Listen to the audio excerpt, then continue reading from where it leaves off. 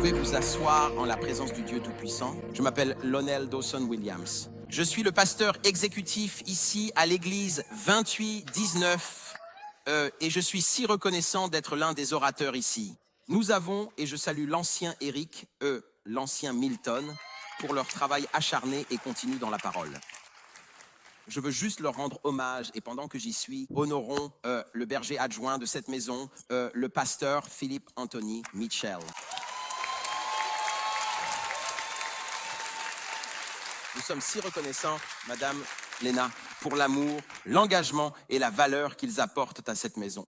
Écoutez, je suis ravi de pouvoir prendre la parole ce matin. Je crois que Dieu a un message pour nous et je suis dans l'attente. Mais avant de commencer, je salue tous nos disciples numériques en ligne. Je suis là pour vous. J'adore ça. Nous sommes tous des disciples du Christ. Mais pour ceux d'entre vous qui sont en ligne, je me glisse parfois dans le chat pour vous parler. Vous célébrez et vous vous connectez avec nous. Vous faites partie de cette communauté. Vous n'êtes peut-être pas dans la salle, mais vous y êtes quand même. Et pour cela, nous vous sommes reconnaissants, ainsi qu'à toutes les personnes incarcérées.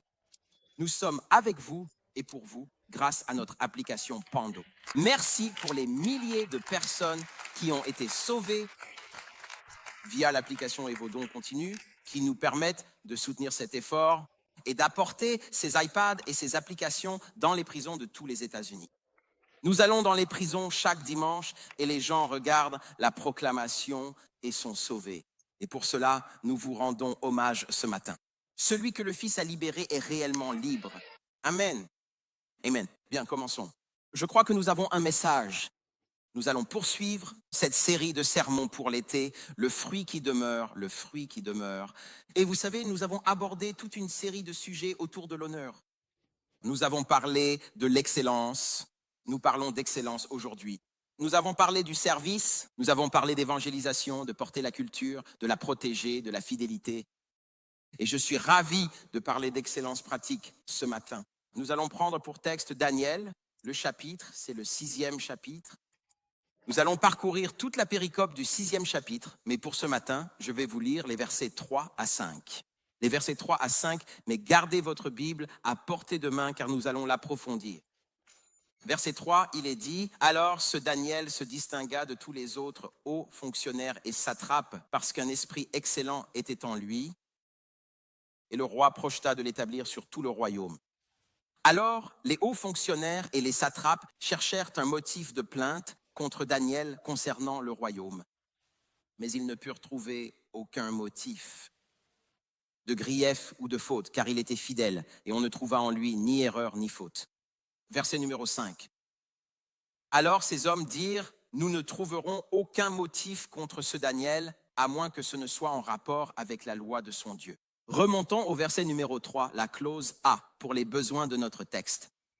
Alors ce Daniel se distingua au-dessus de tous les autres hauts fonctionnaires et satrapes, parce qu'un esprit supérieur était en lui.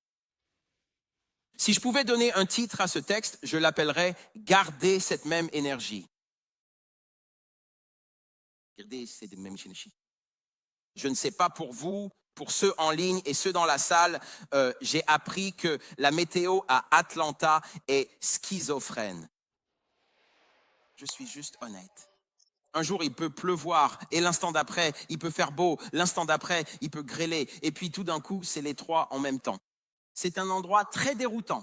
Et je viens de Californie où il fait 75 toute l'année. Mais c'est le seul endroit où ça n'a aucun sens. D'accord ?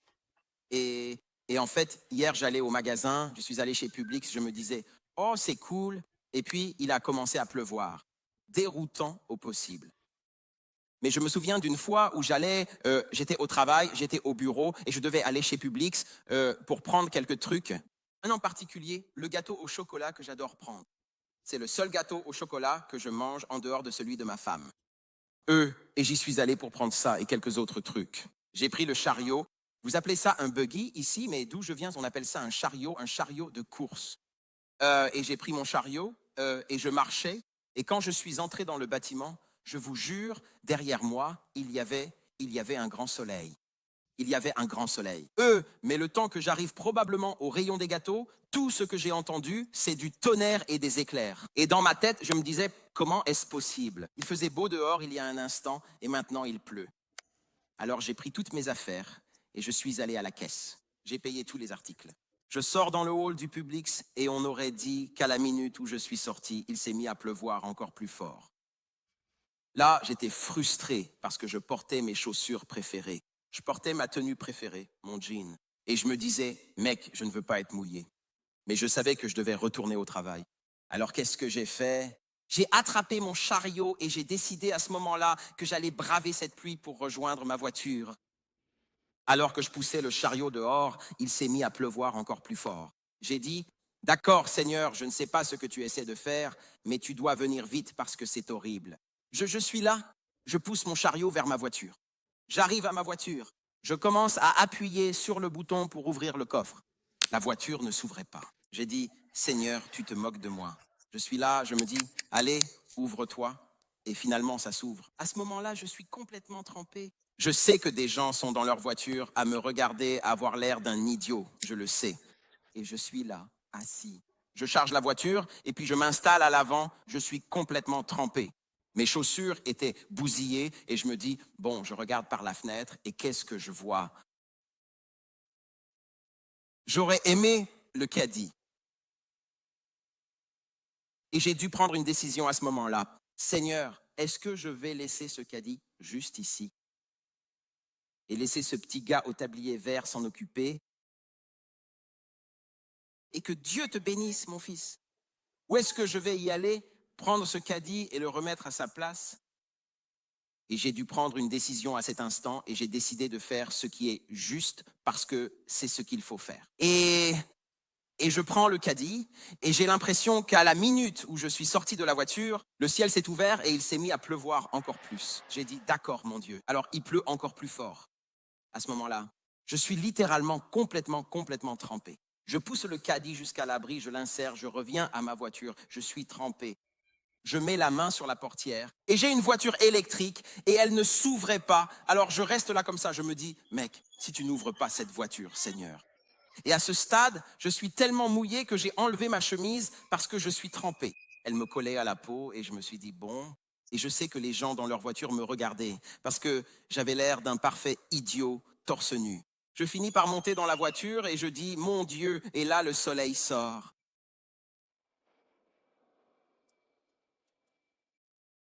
Eh bien oui, je sais que c'est drôle et c'est vrai, mais j'espère que vous voyez quelque chose que Dieu a jugé très sérieux. Parce qu'à ce moment-là, il ne s'agissait pas seulement de rendre un caddie, c'était mon caractère qui se révélait. Je devais décider quel genre d'homme je serais quand faire ce qui est juste était inopportun, inconfortable, sous la pluie ou passé inaperçu. Vous voyez, mon caractère s'est manifesté sur ce parking et la question est, quand votre moment viendra, le vôtre le fera-t-il? Personne ne le saurait jamais. Il n'y avait pas de caméra. Enfin, il y en avait pour moi, mais il n'y avait pas de caméra pour vous surveiller. Aucun employé ne surveille vos arrières. Pas de patron qui fouille dans vos emails. Mais personne ne va vous confronter. Mais, mais oui, vous pouvez laisser le chariot là si vous voulez. Vous pouvez monter dans votre voiture et partir comme certains d'entre nous le font. Et personne ne le saurait jamais, mais vous, vous le sauriez. Dieu le saurait. Et cette décision privée continuerait de façonner la personne que vous devenez. Et ça, mes frères et sœurs, c'est exactement le problème. Parce que tout ce sermon porte sur qui vous êtes quand bien agir n'apporte aucune récompense et mal agir n'entraîne aucune conséquence immédiate. Ouais. Voyez, nous avons réduit l'excellence. Nous pensons que l'excellence, c'est le travail. Or, nous pensons que l'excellence, c'est la maison ou le 401K ou la tenue ou le CV ou les résultats. Et ce n'est pas forcément incorrect, mais c'est incomplet. Ce sont les aspects de nos vies que les gens peuvent mesurer. Mais l'excellence biblique n'est pas un aspect brillant de votre vie qui cache ou néglige tout le reste. La Bible dit dans Luc 2,52 que Jésus croissait en sagesse, en stature et en grâce. Écoutez bien, devant Dieu et devant les hommes. La sagesse. comment il s'est développé mentalement. La stature, son développement physique, la grâce de Dieu, son développement spirituel et la grâce des hommes, son développement relationnel. En d'autres termes, l'Écriture nous montre une croissance qui touche la personne entière. L'excellence ne consiste pas seulement à paraître réussir là où tout le monde peut voir. C'est laisser Dieu développer chaque domaine de votre vie. Mais l'excellence n'est pas seulement ce que vous faites quand on vous évalue. L'excellence, c'est ce que vous faites sans note, sans récompense, sans applaudissements, sans like sur Facebook, sans caméra et sans conséquences si vous trichez. L'excellence, c'est un parking sous la pluie sans aucun témoin. Je dis tout le temps à mes enfants, votre façon de faire une chose définit tout ce que vous faites. Car le vrai test n'est pas de bien agir quand tout le monde vous regarde. Le vrai test est de bien agir quand mal, agir serait plus facile ou plus rapide. Ouais. N'importe qui peut assurer quand il y a une scène. Mais qui êtes-vous quand? Mais qui êtes-vous quand il n'y a pas de public? Et quand je dis garder la même énergie, je ne parle pas de garder la même émotion ou le même vibrato. Je ne parle pas de crier ou d'être surexcité. Je parle de garder le même caractère quand le décor change. Quand la récompense change, quand la promotion et les conséquences sont les mêmes. Voyez, Daniel était un homme d'excellence. Nouvelle administration, même Daniel. Pas de public, même Daniel. Nouvelle loi, même Daniel. Promotion, même Daniel. Dans la fosse, même Daniel. C'était le même Daniel. Voyez, c'est plus facile de garder la même énergie quand la fidélité vous fait monter. Mais pouvez-vous garder la même énergie quand la fidélité commence à vous coûter cher? Parce que certains d'entre nous reçoivent un titre et se croient tout permis, d'accord? On a un peu d'autorité et ça nous monte à la tête. Vous savez, on dit des trucs comme, eh bien, vous savez, je suis le superviseur, je suis le manager maintenant, le haut du panier. Je gère tout parfaitement maintenant. Et vous avez dû oublier à qui vous parlez. Je suis un leader. Mais voyez, on gagne un peu d'argent et on commence à agir bizarrement. On entre dans des pièces. On a prié pour y entrer, puis on perd le caractère qui nous y avait préparé au départ. Mais Daniel, Jésus, les circonstances n'arrêtaient pas de changer. Mais son centre est resté stable. C'est ça l'excellence pratique. Quand l'environnement peut changer sans que l'environnement ne vous change. Pas les mêmes émotions, n'est-ce pas? Parce que les émotions sont éphémères, mais le même caractère. Alors laissez-moi donner une définition pour ceux qui prennent des notes. L'excellence pratique, c'est une cohérence façonnée par la grâce. Une cohérence façonnée par la grâce. Le même caractère digne de confiance sur le parking, au palais, dans la chambre haute et dans la fosse. C'est le même au bureau, dans vos emails et vos SMS, en vacances, chez vous, dans votre lieu de prière et sur votre ordinateur. D'accord. Maintenant, avant que quiconque ici n'écoute ce sermon et ne pense qu'il faut mériter l'approbation de Dieu, je veux mettre un peu de grâce dans ce mélange ici, car je refuse de vous prêcher la performance, le perfectionnisme ou la prospérité. L'évangile, ce n'est pas « travail assez dur ». Et peut-être que Dieu t'aimera. L'évangile, c'est que Dieu vous aime en Christ et maintenant il vous enseigne comment vivre à partir de cet amour. Mais quelque part en chemin, le monde a formaté nos esprits vers ce que j'appellerais un évangile manipulé. Soit le premier, soit plus grand, soit plus riche, soit remarqué. Plus d'abonnés, baptise une marque. Développe la plateforme, cumule les titres, gagne les applaudissements. Soit le leader, soit l'entrepreneur. Et si ça ne suffit pas, fais-en plus. Travaille plus tard. Dors moins. Charbonne plus dur. Pousse plus fort. Deviens quelqu'un. Église, ce n'est pas ça l'excellence. C'est de l'épuisement qui se fait passer pour une mission.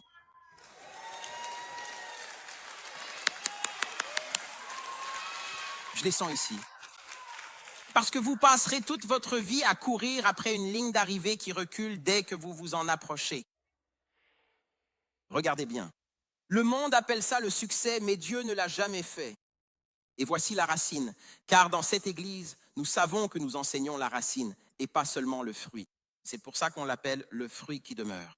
Presque chaque croyant épuisé, surmené et en quête de performance qui pourrait être dans cette salle court après la même chose.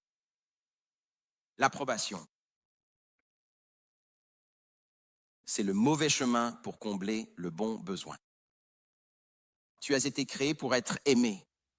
Tu as été créé pour être affirmé, mais tu as essayé d'obtenir des gens ce que Dieu a déjà réglé en Christ. Voyez, un fils n'a pas à gagner l'amour de son père. Un fils l'obtient d'office. Il est accepté par son père. Et j'ai des Bibles pour m'appuyer, car dans Matthieu chapitre 3, verset 16, Jésus qui n'a pas fait un seul miracle, Jésus qui n'a pas imposé les mains à une seule personne, Jésus qui n'a pas prêché un seul sermon et baptisé dans l'eau par Jean le Baptiste. Et quand il remonte, la Bible dit que Dieu envoie une colombe et dit « Celui-ci est mon fils en qui j'ai mis toute mon affection ». Quel est l'ordre? L'approbation est venue avant la performance. Jésus a accompli chaque œuvre de sa vie sans rien avoir à prouver. Et voyez, certains d'entre nous n'ont jamais travaillé un seul jour ainsi. Tout ce qu'on bâtit, on le bâtit pour prouver quelque chose. Tout ce qu'on accomplit, on l'accomplit pour donner tort à quelqu'un. Mais la grâce dit que tu n'as rien à prouver. Et l'excellence dit que tu as encore tout à pratiquer. Rien à prouver, ça ne veut pas dire rien à faire. Ça veut dire qu'on arrête de travailler pour l'amour et qu'on commence à travailler par amour. Rien à prouver et tout à pratiquer. Maintenant, une chose de plus avant d'entrer dans le texte. Je sais que vous vous demandez quand allons-nous passer à la Bible. Je vous le promets. Je suis déjà en train de la prêcher. Ça veut dire, écoutez, rien à prouver. Regardez ça, regardez ça, regardez ça. Il y a un mot qui se diffuse discrètement à travers le texte. On le retrouve discrètement dans chaque phrase et dans chaque partie. Et j'espère que ce mot va imprégner votre cœur aujourd'hui. Et ce mot, c'est le mot « trouver ». Trouver. Ils ont cherché à trouver un grief. Ils ont trouvé Daniel en train de prier. Il a été trouvé irréprochable devant Dieu. Le chapitre ne cesse de nous poser une question. Et avant d'avoir fini, il va nous poser la même question.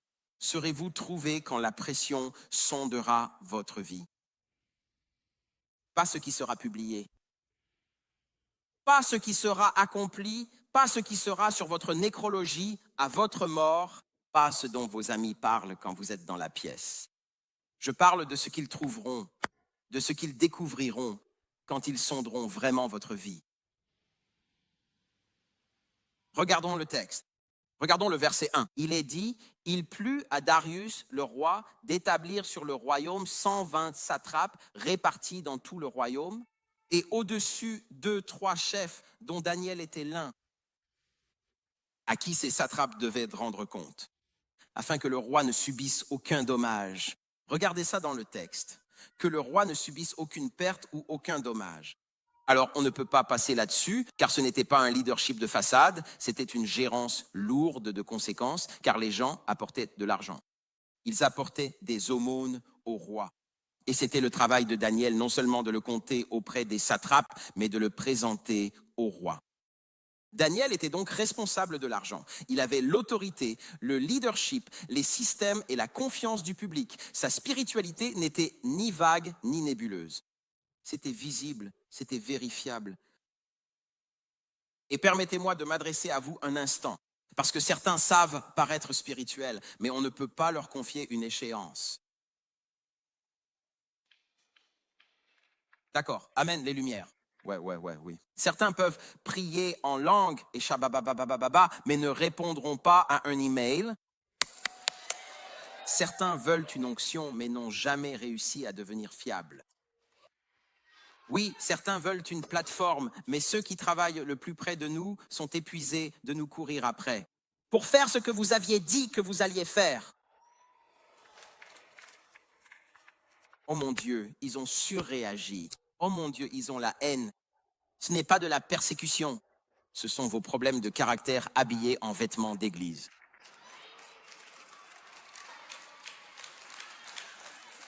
Parce que regardez de quoi parle vraiment le verset. Darius pose une seule question à chaque fonctionnaire du royaume. Puis-je vous faire confiance, ne serait-ce qu'un peu? Et Dieu pose la même question à votre sujet, car Dieu n'a jamais confondu le fait d'être impressionnant avec celui d'être digne de confiance.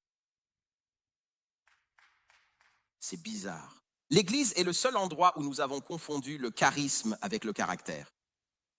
Ce n'est pas parce que vous savez prêcher que vous savez diriger. Ce n'est pas parce que vous savez prier que vous êtes saint. Si on est honnête, certains s'exercent plus devant le miroir qu'ils ne le font jamais en chair. Très bien, d'accord. Dieu ne demande pas si vous pouvez impressionner une salle. Dieu demande, il essaie de vous façonner. Peut-il vous faire confiance? Voyez-vous, si Dieu vous donnait de l'influence, est-ce que cette influence vous changerait? S'il vous donnait l'autorité, est-ce que cette autorité corromprait votre cœur? S'il vous confiait la fécondité sans que le fruit ne devienne votre identité, le fruit peut-il demeurer? Parce qu'il y a deux sortes d'excellence. L'une est faite pour attirer l'attention et l'autre peut porter des responsabilités. L'une fait parler de vous et l'autre rend votre vie digne de confiance. Et le chapitre 6 de Daniel n'est pas seulement l'histoire d'un homme doué, c'est l'histoire d'un homme de confiance. Voyez-vous, le talent peut vous ouvrir la porte, mais c'est la confiance qui vous y maintient. Voyez, gagner la confiance demande du temps et de l'énergie, mais il suffit d'une décision pour la perdre. Mais c'est là que réside la grâce. Dieu ne vous refuse pas d'opportunités juste pour vous frustrer. Il vous prépare peut-être à bien les assumer. Parce que la bénédiction, ce n'est pas juste avoir plus entre les mains, c'est l'évangile de la prospérité. Ce n'est pas ce qu'on prêche ici. La bénédiction, c'est devenir le genre de personne capable de tenir l'essentiel sans le lâcher. Voyez, votre don peut ouvrir des portes, mais votre fiabilité détermine ce qui arrive une fois que vous les franchissez. Ouais, certains d'entre nous ont prié pour avoir plus. Et puis vous l'obtenez et puis vous le laissez tomber.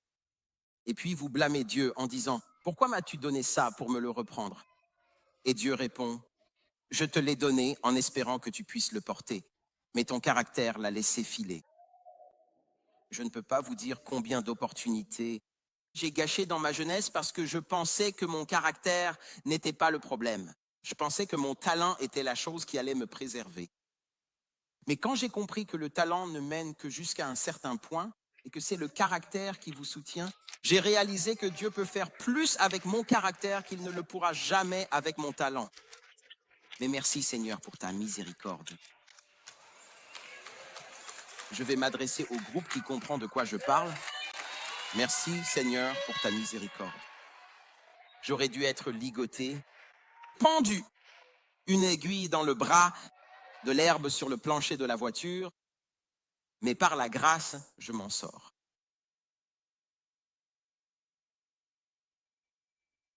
Regardez ceci. La dévotion et le devoir de Daniel ne sont pas ennemis. Sa vie de prière ne l'a pas rendu moins utile dans l'Empire. Elle a rendu plus difficile sa corruption de l'intérieur. Nouvelle administration, même Daniel. Regardez le texte. Regardez le verset numéro 3. Alors ce Daniel se distingua, mot important, au-dessus de tous les autres hauts fonctionnaires et satrapes, car un esprit excellent était en lui. Et le roi projeta de l'établir sur tout le royaume. C'est notre parole. Remarquez par quoi le texte commence. Il ne commence pas parce que Daniel a produit. Il commence par ce qui avait déjà été formé en lui. Le texte ne dit pas qu'il a mieux réseauté. Non, il n'a pas dit qu'il avait plus d'amis et d'abonnés sur Instagram. Il n'a pas dit qu'il faisait de meilleures vidéos sur TikTok. Il n'a pas dit qu'il essayait de percer dans l'industrie du disque en sortant des démos. Ouais, non, il n'a pas dit ça. Il n'a pas dit ça. Il ne dit pas qu'il en voulait plus. Il dit qu'un esprit excellent était en lui, une qualité intérieure qui devient visible par une fidélité extérieure. L'excellence n'était pas une performance qu'il a fabriquée. C'était un caractère qui avait déjà été formé. Ce qui était en lui se manifestait autour de lui. Voyez, on peut simuler un instant, mais pas une habitude. Et c'est ici que l'histoire bascule. On entend le mot distinguer, comme dit le texte, et on pense vainqueur. Voyez ce que le fait d'être distingué lui a réellement apporté. Au verset 3, Daniel est presque à la tête du royaume. Mais au verset 4, ils essaient de le mettre sous terre. Le roi a regardé Daniel et a vu un homme à promouvoir. Et les officiels ont vu ce même Daniel comme un homme à éliminer. Sa promotion est devenue le déclencheur de leur complot. Daniel n'était pas en danger parce qu'il avait échoué. Daniel était en danger parce qu'il était fidèle. Il était sous enquête car il travaillait si bien que le roi prévoyait de le placer au-dessus de tous les autres. Parfois, la faveur ne supprime pas le conflit. Parfois, la faveur le révèle. Son excellence l'a rendu visible. Sa visibilité l'a rendu vulnérable. Votre caractère inspirera une personne et en irritera une autre. Ça agacera énormément les gens quand vous aurez tout bien en main. Votre discipline encouragera l'un et pourra démasquer l'autre. Votre excellence ouvrira des portes et poussera quelqu'un à vouloir vous les fermer au nez. Puis-je aider quelqu'un? Parfois, les gens ne s'en prennent pas à vous car vous avez mal agi. Parfois, ils sont gênés car vous faites bien les choses et ils n'y arrivent pas. Je veux être comme Mike, mais pas Mike, désolé, vous ne connaissez pas celle-là. Les huissiers surveillaient la porte car je ne veux pas perturber quelqu'un et qu'il s'en aille, car les gens d'église se trompent parfois. Vous savez, ils détestent toujours, ils s'en prennent toujours à moi. Ils nous détestent car ils ne sont pas nous, comme on dit. Attendez.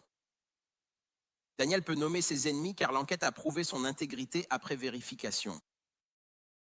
S'il pointe de notre négligence, ce n'est pas un combat spirituel, c'est simplement ce qu'on appelle la responsabilité. Vous ne pouvez pas ignorer un email et dire qu'il vous déteste. Vous n'avez pas répondu. Vous n'avez pas respecté le délai. Vous n'avez pas fait le travail. Tu ne peux pas en vouloir aux profs parce que tu n'as pas fait ton boulot et que tu as échoué. Bon, peu importe, d'accord. S'ils ont confronté, les conséquences sont venues de nos propres choix. On ne peut pas mettre un costume de lion à quelqu'un et dire ensuite qu'on est persécuté. Alors le roi prévoyait de le promouvoir. Les officiels prévoyaient de l'écarter. Et comme ils ne pouvaient pas le battre au travail, ils ont décidé de fouiller sa vie. Regardez les versets 4 et 5. Alors les hauts fonctionnaires et les satrapes cherchèrent un motif de plainte contre Daniel concernant le royaume. Mais ils ne purent trouver aucun motif de plainte ni aucune faute. Pourquoi? Parce qu'il était fidèle. Et on ne trouva en lui aucune erreur. Regardez ça, c'est le mot « chercher à trouver », non rien trouvé, il a été trouvé fidèle.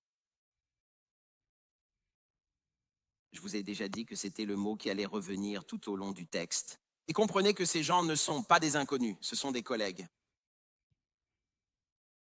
Ils travaillent dans le bureau juste à côté.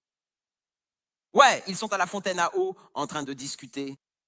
Ils sont dans les SMS. Ils sont dans le chat de groupe. Ils sont dans la conversation Slack. Vous voyez, ils n'ont pas commencé leur enquête par une rumeur.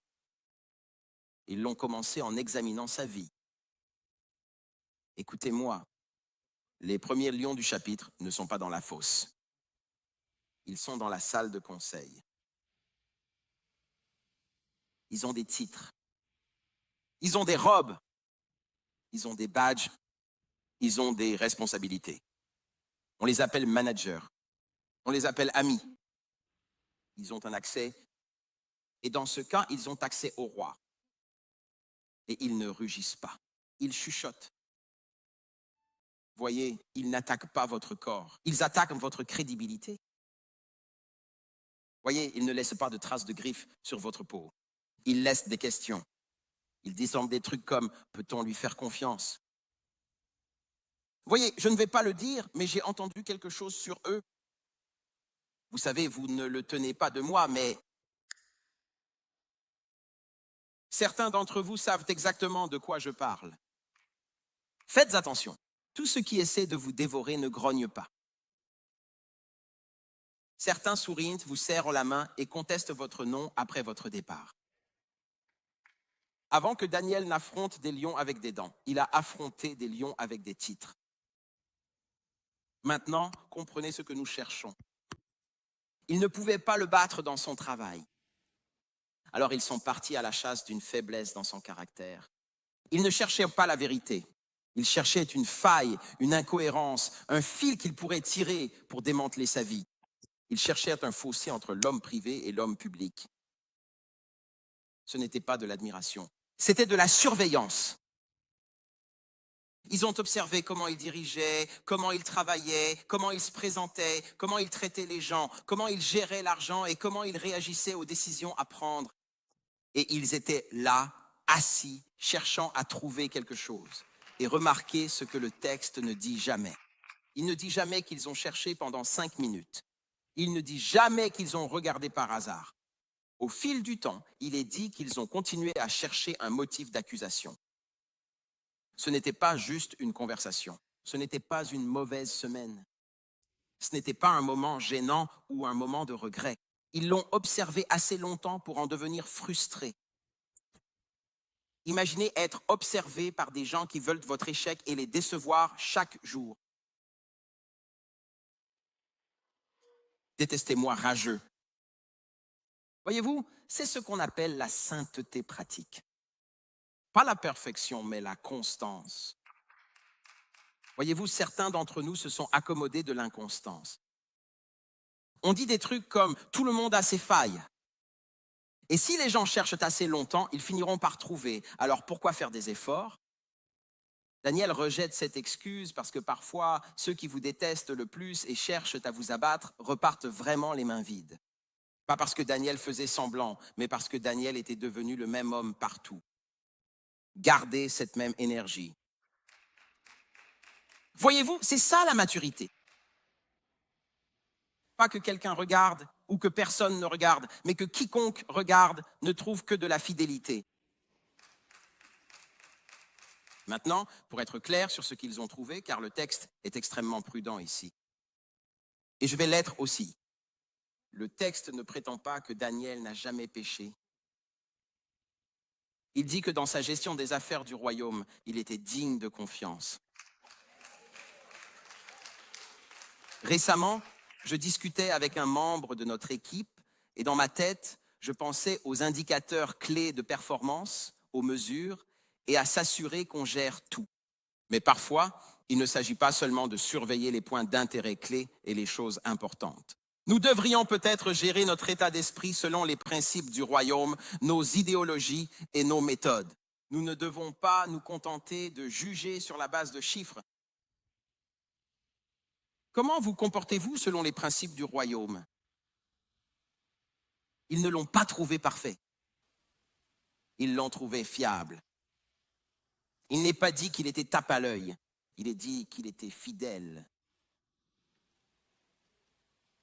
Rien de ce qu'ils ont trouvé n'a pu être retenu contre lui. Ainsi, le Daniel du palais est le même Daniel dans l'intimité. Le même homme. C'est ça l'excellence concrète. Et on passe à côté à chaque fois. Voyez, ce n'est pas être impressionnant, c'est ranger le caddie quand il pleut. Bon, maintenant, la même personne quand le patron est là devrait être la même quand il n'est plus là.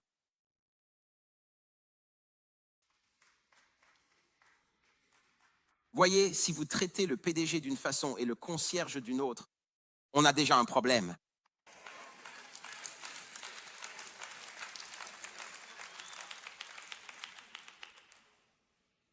D'accord. L'excellence dit la vérité quand mentir serait plus facile.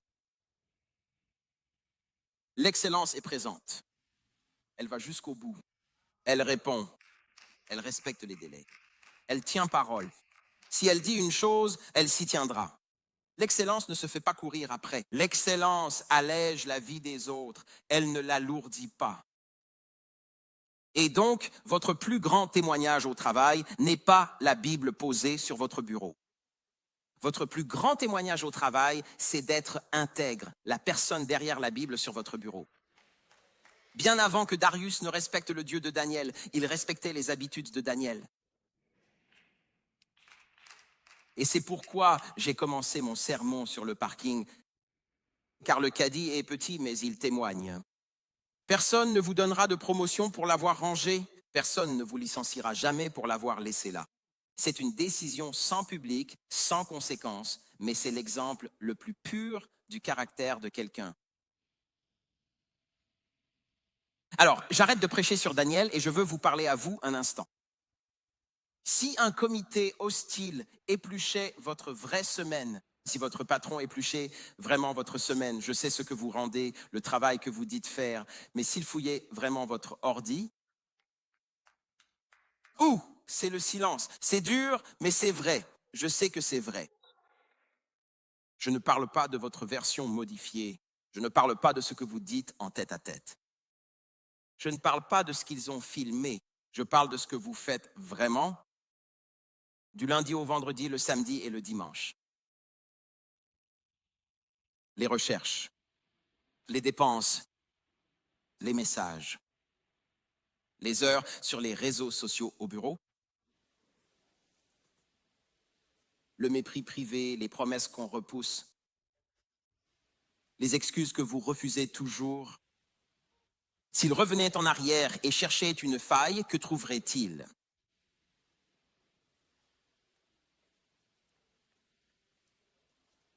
Voyez, dès que j'ai dit le mot recherche, certains n'ont pas ressenti de culpabilité. Vous avez eu peur parce que vous avez passé votre vie à être scruté par des gens cherchant une raison de vous rejeter. Chaque erreur devient votre identité. Chaque échec est devenu une preuve de plus contre vous. Et donc maintenant, dès que Dieu pointe du doigt un domaine de votre vie, vous supposez qu'il essaie de vous rejeter. Mais ce n'est pas le Dieu révélé en Christ, car les gens cherchent Daniel, espérant le condamner.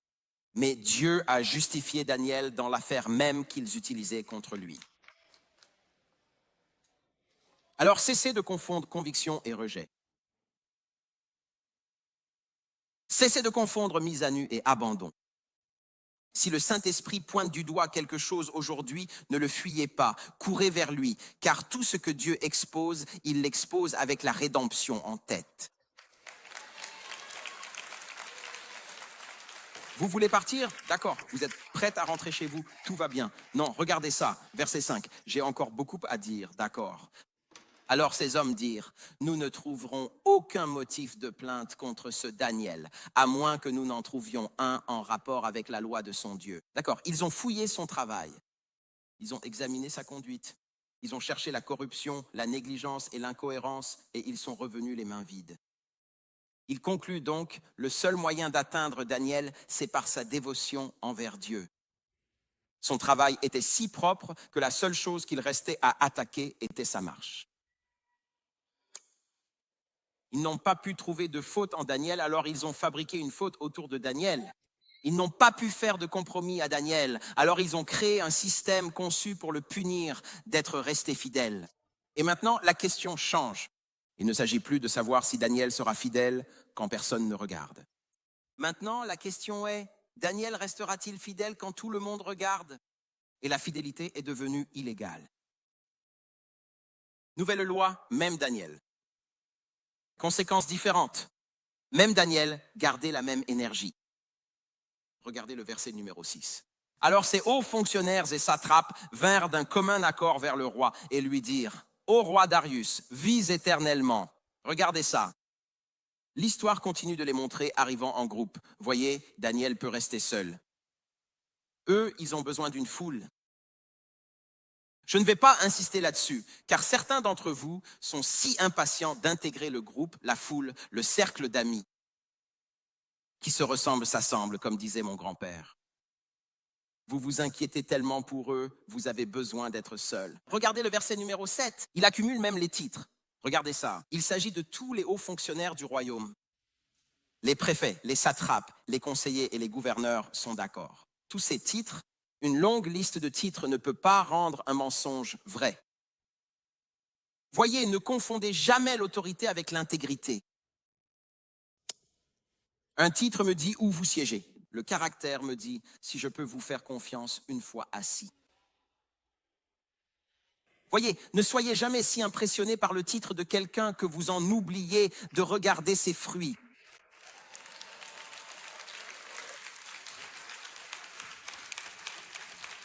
Maintenant, observez le contraste. Daniel n'a jamais eu besoin d'une foule pour faire ce qui était juste. Seuls ceux qui cherchaient à mal agir en avaient besoin. Daniel est rentré chez lui tout seul. Eux continuaient à se présenter ensemble. Faites attention quand vous avez besoin de tout un groupe pour vous rassurer sur ce que Dieu n'a jamais validé. Parfois, la foule ne vous donne pas de courage. Elle vous aide à étouffer un peu plus votre conviction. Voyez, le compromis a besoin de compagnie, mais la conviction peut rentrer seule.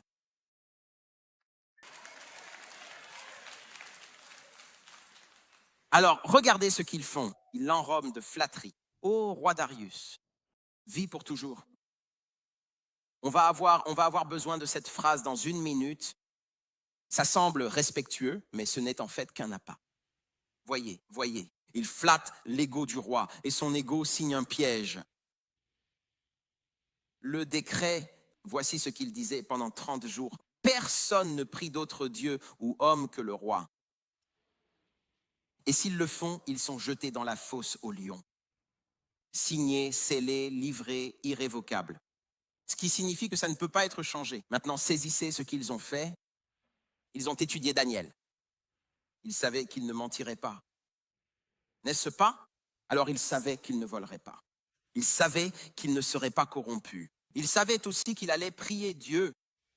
Alors ils ont bâti la loi autour de la seule chose qu'ils savaient, qu'ils n'arrêteraient jamais. Ils ne lui ont pas demandé de devenir mauvais. Ils ont rendu sa fidélité illégale. L'attaque n'était pas fortuite. Elle était réfléchie. Voyez, ils ont observé Daniel assez longtemps pour découvrir la seule chose sur laquelle il ne transigerait pas. Et ils ont construit le piège autour de sa fidélité. Puis-je encourager quelqu'un aujourd'hui? C'est ce que je veux vous dire. Ne vous lassez pas d'être fidèle dans des endroits qui ne célèbrent pas la fidélité.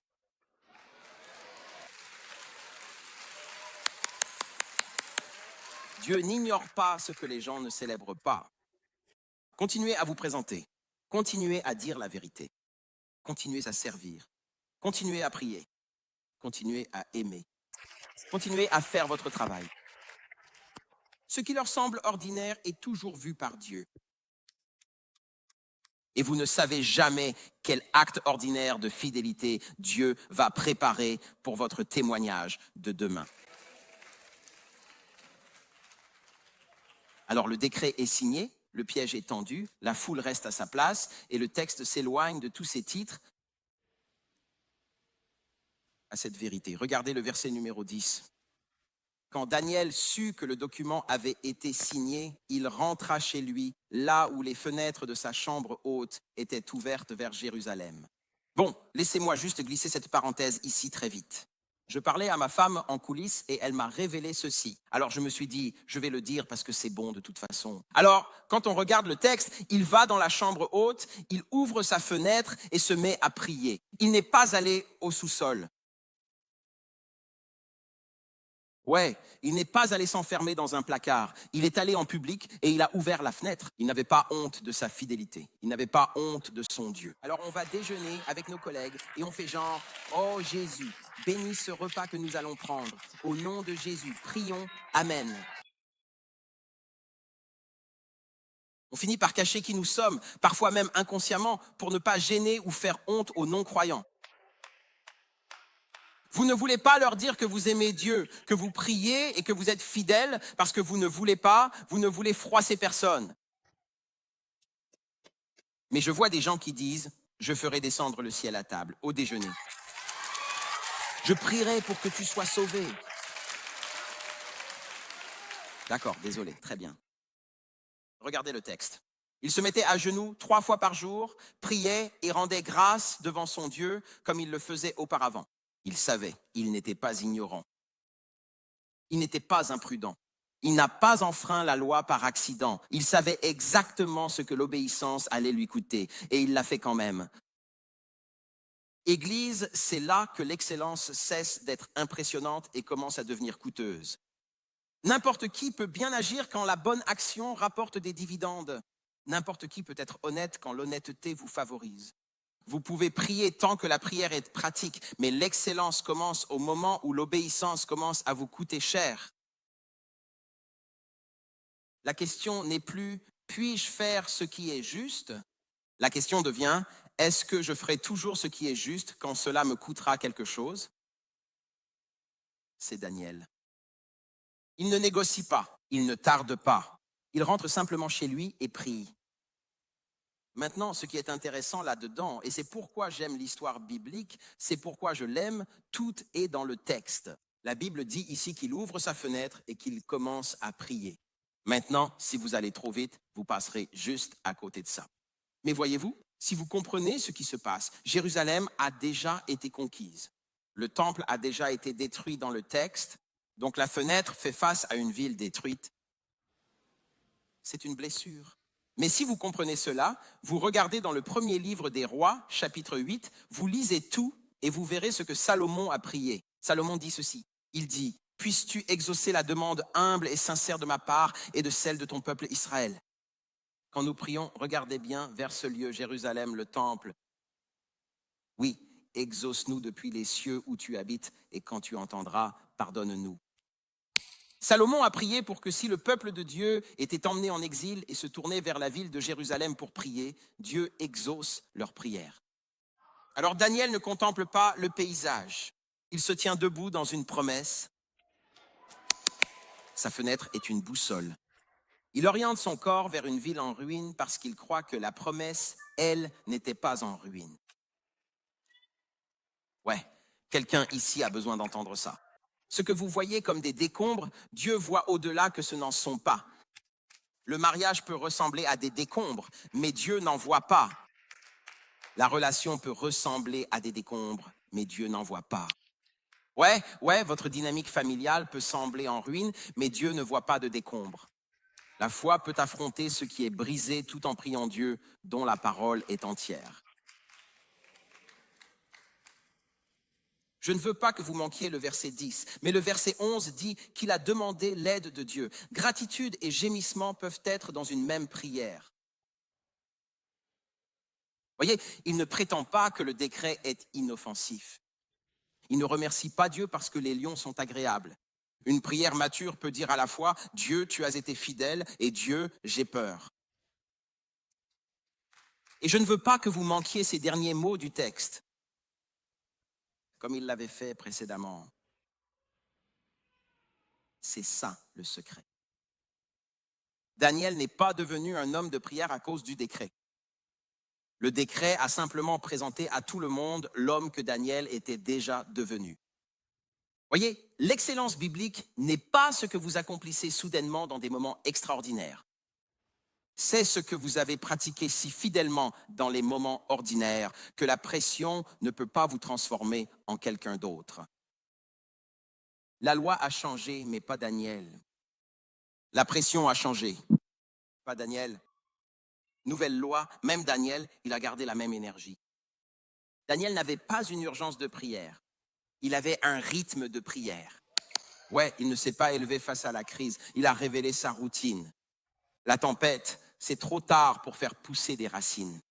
L'urgence, c'est trop tard pour couler les fondations. La fosse, c'est trop tard pour s'inventer une vie de prière. Et voici notre problème. Nous voulons la confiance de Daniel dans la fosse sans la constance de Daniel à la fenêtre.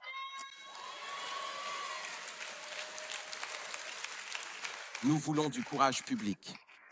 Regardez bien, Jésus, aide-moi. Nous voulons du courage public sans formation privée. Voyez, Dieu vous rencontrera dans l'urgence, mais vous ne pouvez pas précipiter le genre de caractère qui se construit par l'abandon quotidien. Parce qu'il y a ce qu'on appelle l'excellence conditionnelle et l'excellence biblique. L'excellence conditionnelle dit « je ferai ce qui est juste quand on m'appréciera ». Je leur pardonnerai quand ils s'excuseront. Je continuerai à prier quand la vie commencera à s'améliorer. Je le ferai, je le ferai, je le ferai si. L'excellence conditionnelle laisse les circonstances fixer la norme. Mais l'excellence biblique pose une question. Qu'est-ce que Dieu a déjà exigé de moi? Voyez-vous, l'obéissance de Daniel n'était pas négociée chaque matin. Elle était déjà réglée, car la plus grande menace pour notre obéissance n'est pas toujours la tentation, c'est parfois la négociation. Voyez-vous, la plupart d'entre nous ne se réveillent pas en prévoyant d'abandonner Dieu. Nous renégocions simplement la conviction d'hier.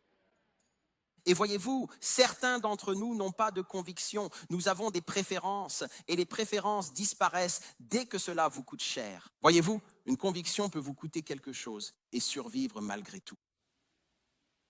Mais je veux parler à certaines personnes dans la salle, à certains hommes en Christ, à certains frères disciples qui diront « je serai comme Daniel ». Je prierai, peu importe ce qui m'arrive. Je prierai dans les bons jours et je prierai dans les mauvais jours. Je prierai quand le mariage va bien et je prierai quand le mariage ne va pas bien. Je prierai quand l'argent rentre et je prierai quand l'argent manque. Je prierai quand mes enfants me parlent et je prierai quand mes enfants... J'ai besoin d'hommes qui diront « je prierai jusqu'à ce que le ciel descende ». Je lirai sur la terre et je lirai dans le ciel. Je délirai sur la terre et je délirai dans le ciel. Je suis, mes genoux me feront mal, mais Dieu entendra ma prière. Je serai peut-être fatigué, mais Dieu entendra ma prière. Je serai peut-être triste, mais Dieu va. Y a-t-il un homme qui dira « je prierai » ?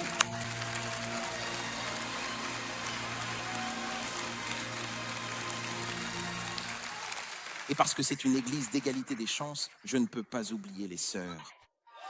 Y a-t-il des sœurs dans le bâtiment qui diront « je ferai descendre le ciel par la prière » ? Je vais me prendre de l'huile, que quelqu'un me donne de l'huile. Qui a de l'huile sur lui ? Oh oui, j'ai besoin d'huile. Je vais asperger tout cet endroit ici. Oh, tu fais l'imbécile. Je t'ai eu. Oh, tu veux semer la pagaille. Je t'ai eu. Oh, tu crois que tu as gagné? Le diable est un menteur. Joins tout cet endroit. Les enfants dans le lit. Je vais juste partout sur vous. J'entre dans une chambre d'hôtel. Oh non, je ne sais pas quels esprits étaient ici. Le diable est un menteur. Je vais faire descendre le ciel par la prière. Y a-t-il des sœurs dans la salle?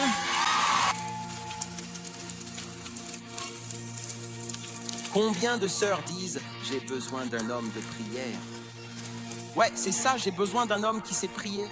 Je ne veux pas juste que tu imposes les mains, tu dois aussi agir. Je suis désolé. Désolé, rester marié et imposer les mains, excusez-moi. Ouais, vous pouvez parler en langue. Oh là là, mon Dieu. Vous comprendrez en rentrant. Alléluia, d'accord? Oh bah, y a ça, je dois rentrer chez moi. Ouais, les gars. Laissez votre femme vous surprendre à prier. Voyez comment ça change tout. Laissez vos enfants vous entendre prier. Ça change la donne.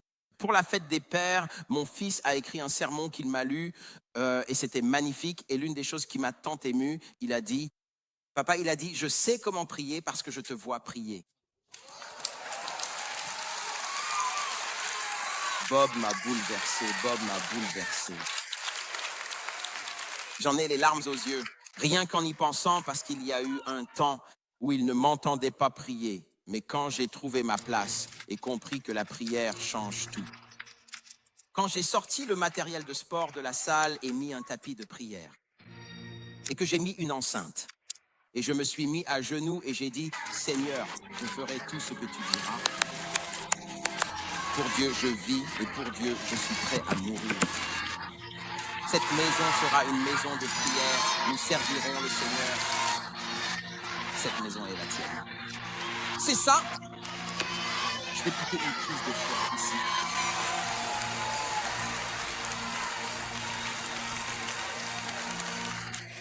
J'ai largement dépassé mon temps. Je sais qu'on n'est pas dans une église où on touche son voisin, mais touchez-le et dites « Attends, attends, attends, attends ». Parce que ma grand-mère disait que la prière change les choses. Il ne viendra peut-être pas quand tu le veux,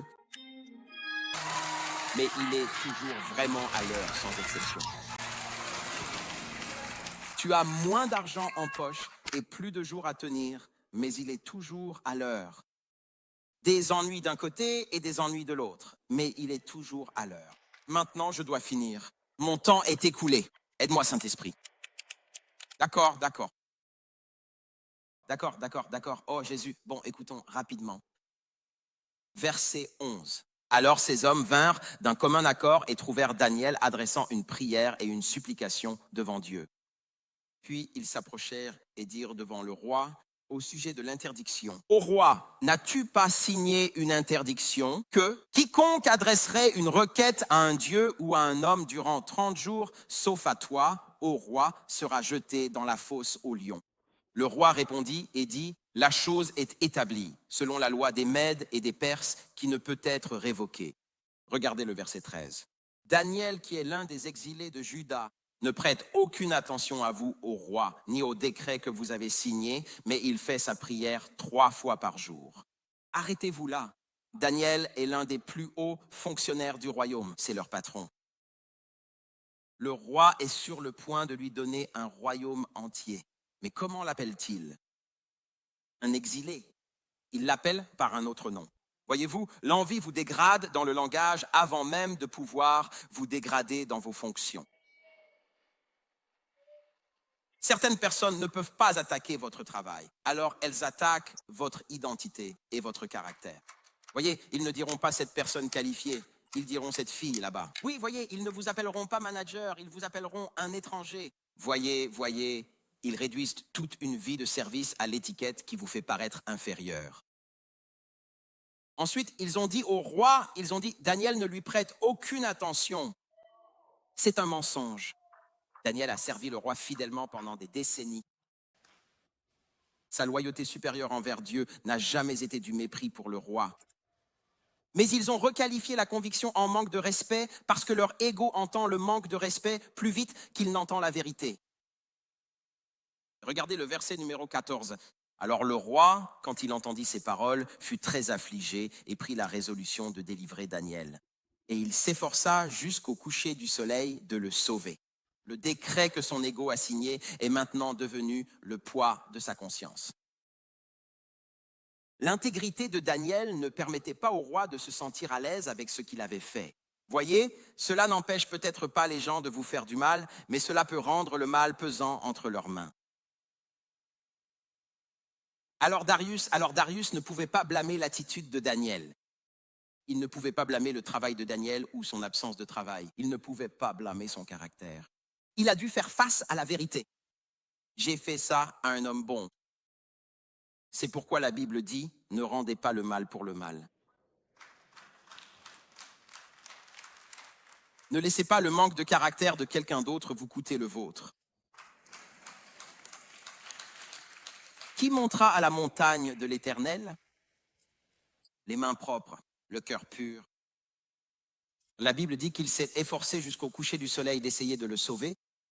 Voyez, il n'y avait pas d'échappatoire. Puis il est dit, alors ces hommes vinrent d'un commun accord vers le roi et dirent, ô roi, sache que c'est une loi des Mèdes et des Perses, qu'aucun décret ou ordonnance que le roi établit ne peut être changé. Verset numéro 16. Et alors le roi donna l'ordre, et Daniel fut amené et jeté dans la fosse aux lions. Le roi déclara à Daniel, puisse ton Dieu que tu sers sans cesse te délivrer. L'homme le plus digne de confiance de l'Empire. Aucune accusation légitime, aucune corruption, aucune négligence, aucune sottise. L'homme qui a gardé la fenêtre ouverte alors que ça pouvait tout lui coûter et sa récompense fut une fausse. Il a tout fait comme il faut. Il a suivi chaque loi et ça l'a mené tout droit vers une condamnation à mort. Il était fidèle et sa fidélité l'a conduit dans une fosse. Et voici ce dont personne ne parle quand il s'agit d'excellence. Elle peut vous élever et vous exposer dans le même chapitre.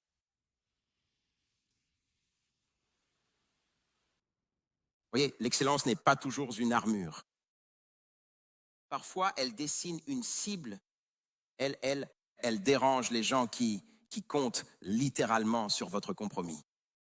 Et Daniel a donné à Babylone des décennies de fidélité et Babylone l'a payé en retour avec une pierre et un sceau. Tu peux jouer, Franck? Voyez, c'est facile de dire oui quand la musique joue. La salle applaudit et les gens vous aiment sur Facebook et vous suivent sur Instagram. Mais la vraie question est de savoir si votre oui restera oui quand l'obéissance vous enverra la facture. Voyez, son oui a survécu au décret. La Bible dit que la pierre fut roulée devant la fosse et elle dit que le roi a utilisé sa bague, son sceau, pour marquer le rocher afin que nul n'y touche. Elle dit que toute la nuit, il a lutté, se demandant « Qu'ai-je fait ?» Au matin, il court vers la fosse et crie « Daniel, ton Dieu t'a-t-il délivré ?»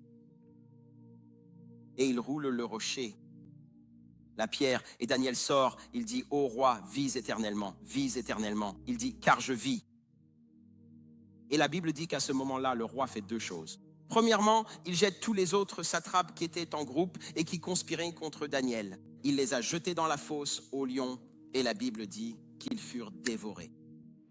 En fait, elle dit même que leurs enfants et puis leurs femmes y sont aussi jetés également. Voyez, faites attention, car votre haine pourrait en fait impacter toute une génération. Voyez, la haine peut en fait impacter votre foyer. Et puis la Bible dit que Darius signe alors un décret, un nouveau décret, et dit que tout le monde sur la terre, tout le monde dans le pays adorera le Dieu de Daniel. Voyez, votre fidélité peut changer et impacter la communauté qui vous entoure. Voyez, votre constance change réellement l'environnement. C'est beau à voir. Alors l'excellence biblique, l'excellence pratique, ce n'est pas juste, je pensais avant que c'était ce que vous portez et comment vous vous habillez et comment vous vous présentez. Je veux dire, et tout ça est vrai, c'est vrai, n'est-ce pas? Vous ne pouvez pas aller à un entretien d'embauche avec un costume rose qui descend jusqu'ici et des Stacey Adams, n'est-ce pas? Ce n'est pas bien, on ne peut pas faire ça. Mais c'est plus que ça.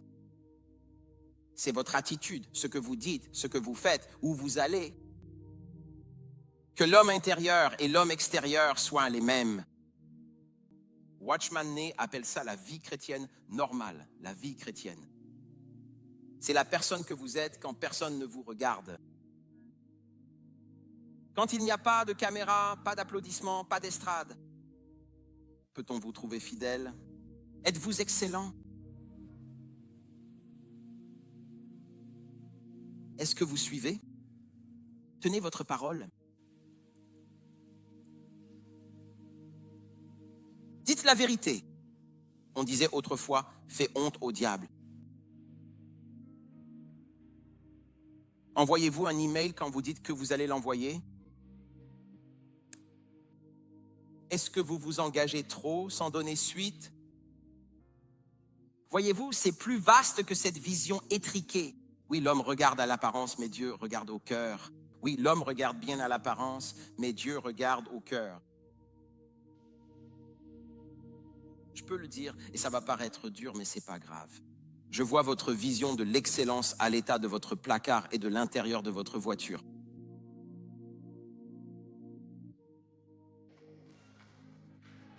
D'accord, c'est entendu. C'est dur, mais c'est vrai.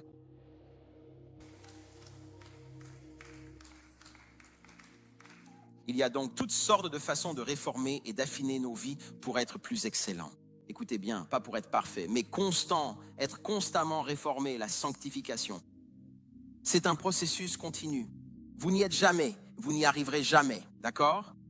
C'est une ligne de conduite que vous devez suivre chaque jour. Ce sont les petites choses. Alors quand vous marchez dans la rue et voyez un déchet, ne passez pas devant, ramassez-le, jetez-le. Quand vous conduisez et que vous ne voulez pas de reste dans la voiture, ne les jetez pas par la fenêtre. Vous attendez, voyez, c'est ça l'excellence. Ce n'est pas juste avoir une voiture propre, c'est avoir un cœur pur.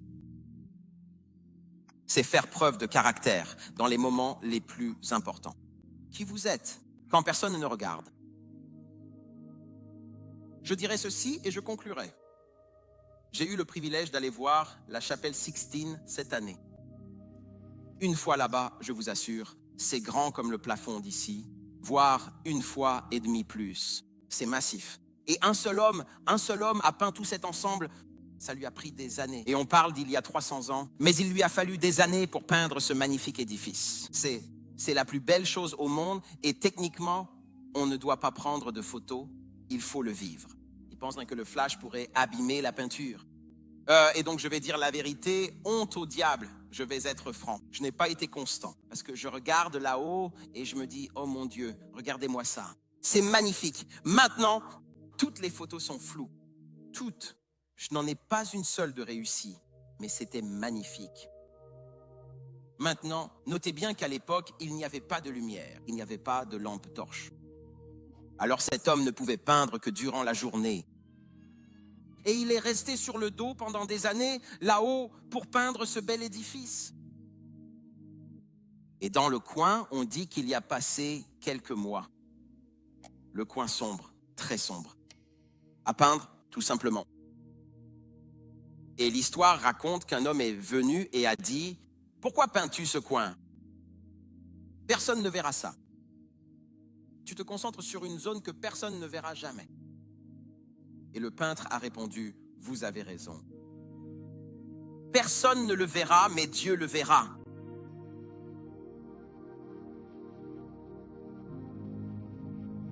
Alors, quand vient le moment de vérité, quand il n'y a personne, quand la décision vous appartient et non à moi, ni à l'Église, ni à votre voisin, quand vous décidez en votre fort intérieur, rappelez-vous, personne ne le voit, mais Dieu, oui. Et votre intégrité compte. C'est cela le fruit qui demeure. Prions. Père Céleste, nous te remercions pour ta parole et pour ton peuple ici présent. Je prie, Père, que cette parole tombe en terre fertile, que la graine sème en eux quelque chose qui s'épanouira et fleurira en quelque chose de beau. Dieu, nous ne cherchons pas la perfection, mais nous cherchons un but. Nous ne cherchons pas à être vus, mais nous cherchons la constance. Je prie, Seigneur Dieu, pour ton peuple, qu'il puisse trouver grâce à tes yeux, pas pour la prospérité, ni pour les biens matériels, ni pour l'argent ou la gloire, mais pour la fidélité. Nous t'honorons de tout notre être pour ce que tu es, car c'est au nom puissant de Jésus que nous prions.